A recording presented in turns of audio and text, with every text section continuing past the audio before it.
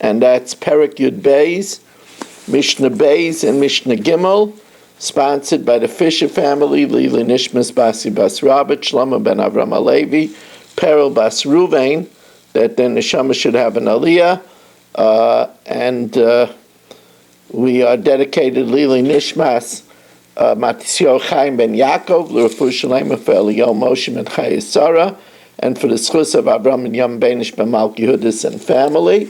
We also learn sponsored by Yoel Klugman and family for their Gesund Parnasa and Nachas, and we learn L'Refu Shalema for Meir ben Chaya Sarah.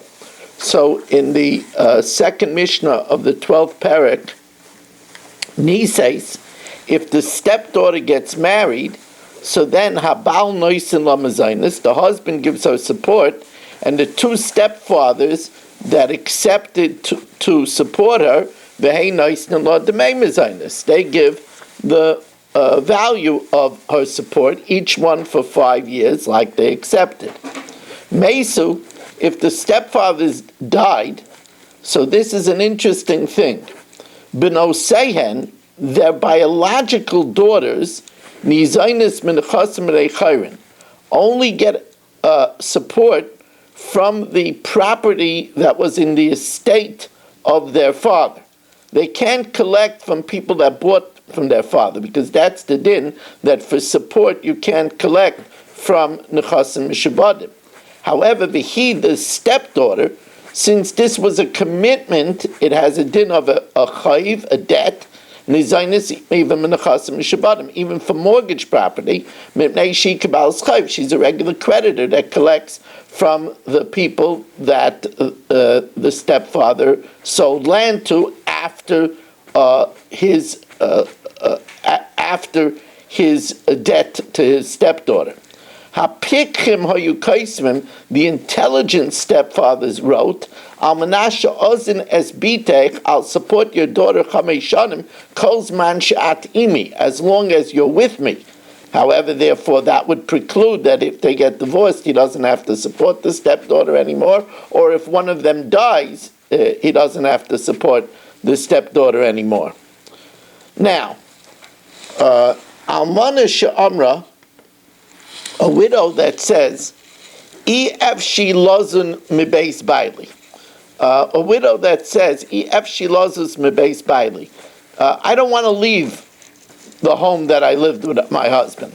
The children, they want to move into the house, and they want her to go somewhere else. They want privacy. But she says, "I'm not leaving the home that I lived in all these years." Eina yorshin yechaylin leimela. The ears cannot tell her, "L'chila beis avich," go to your parents' home, go and get an apartment. V'anu zanin oisach, and we'll support you there. It's the Tanai Kesuvos that she could live in the home that she lived with her husband. Ela zanin oisach beis baila. They support her in her husband's home.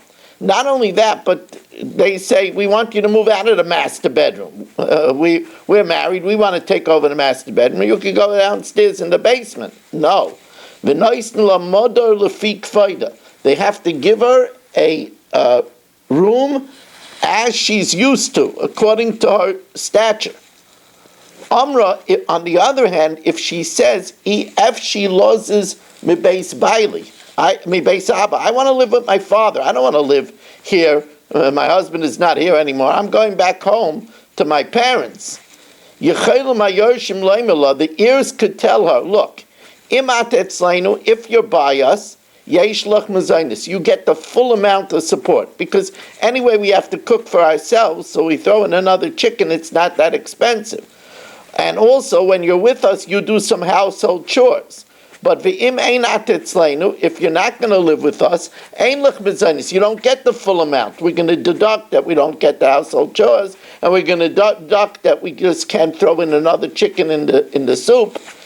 But if she claims, "I can't live with you because I'm young and you're about my age," it was a second marriage, and he married a younger woman, and she says, "I can't live with you because you're my age," it's not sneerstic. She's young and they're young, then zanin ha'isa v'hi bebeis aviyah. Then the halacha is that she could move out and go back to her parents, and they have to give her the full support, even though she's in her parents' home.